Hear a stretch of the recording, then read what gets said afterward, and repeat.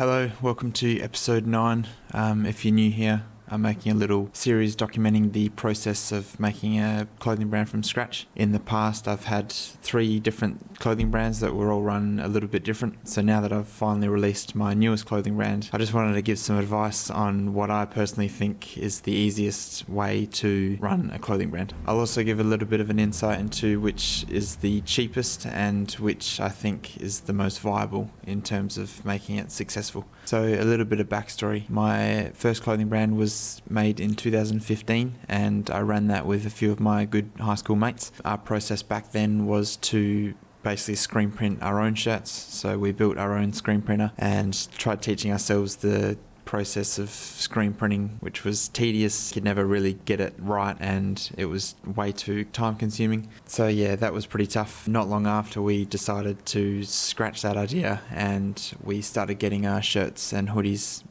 screen printed by a local screen printer. So we'd buy the blanks and get the shirts screen printed by someone else, and that worked a whole lot better. Obviously it was another cost that we had to incur, but in the grand scheme of things, paying that little bit extra for a good product and a less time-consuming method was much more viable. We ended up discontinuing that clothing brand because there was too many clashing ideas going on. I think there was about 7 of us running it, so in hindsight it was probably never going to work. In doing that clothing brand, I kind of discovered my passion for building something like that.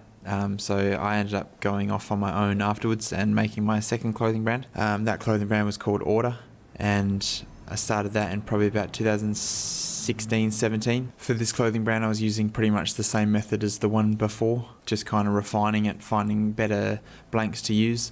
And I'd never really given any thought to properly manufacturing stuff. I didn't know where to start with that sort of thing back then. So the process that I had with ordering blanks and then getting them screen printed or embroidered was much more viable for me back then. Coming out of high school, I didn't have too much income to play with. So it was the cheapest way to do things, even if I had to sacrifice a bit of quality of the actual garments. I've seen a few videos in the past recommend something like Printify, where you can print shirts on demand as the orders come in and you don't even have to deal with them. They just go straight to the customer.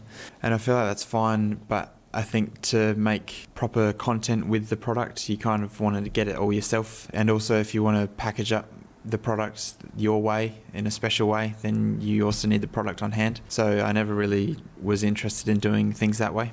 That brand ended up getting about 2,500 followers on the Instagram, but because that was during a stage of my life when I was partying a lot, I was never consistent with it, and I was never doing as many shoots and releases, and I wasn't as active as I should have been. So when I got my new job about a year ago, I ended up just phasing that brand out and stopping. And then not long after, I realised I still had a passion for this sort of stuff, so I created this brand. And I told myself if I was going to do it again for the 3rd time, then I'd make sure I do it 100% the right way. And that brings me to the process of making this brand. For pretty much everything, I get it all manufactured. Everything that I receive is a complete product, and I've tried really hard not to miss any step in the process. Even though that's led me to a product that I'm really proud of, it's also come at a much bigger cost than the previous 2, and it's also meant that the process is a lot more complex and time consuming and needs a lot more effort. So in terms of easiness, this is probably the bottom of the list. If you're just starting out and completely new to this sort of world, I would definitely recommend buying the blanks and then getting them printed. You don't have to deal with minimum order quantities. And then once your brand starts building, you can use that money to then funnel it into properly manufacturing things.